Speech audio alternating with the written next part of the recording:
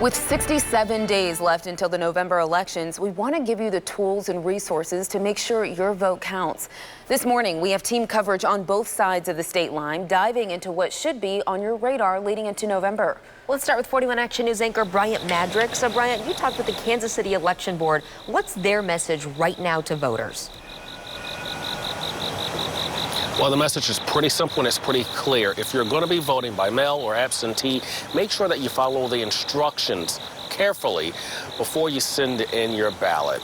Reason why is because there were a number of mistakes that election officials here in Kansas City, Missouri, as well as their counterparts over in Wyandotte County and Kansas noticed. Some of those mistakes that they noticed were ballots that were not signed, also ballots that were not notarized, and also people who sent in their ballot too late. The advice for voters is simple. Make sure that you follow the instructions. Make sure it's filled out properly. Give us no issues on trying to, decipher what you're trying to do. Write legibly, get them in early, and that's my best advice.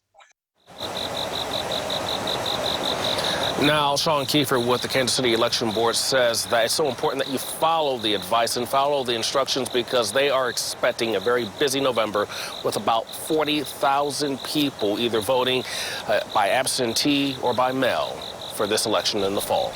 Back to you. So, Bryant, if you make a mistake on your ballot, does the office try to contact you to correct that? Well, Kiefer told me that if you send in your ballot early enough, they will try to reach out to you if you make mistakes. But it's important that you send in your ballot early because if you send it closer to Election Day, there's no guarantee that election officials will have the time to reach out to you. Once again, they're expecting a lot of people to be voting in the November election, and they're going to be pretty busy. So there's no guarantee that if you send in your ballot late and it has errors, that they're going to be able to contact you. So send it in early, so if there are mistakes, it can be corrected. Reporting live this morning outside Union Station, I'm Bryant Madrick, 41 Action News Today.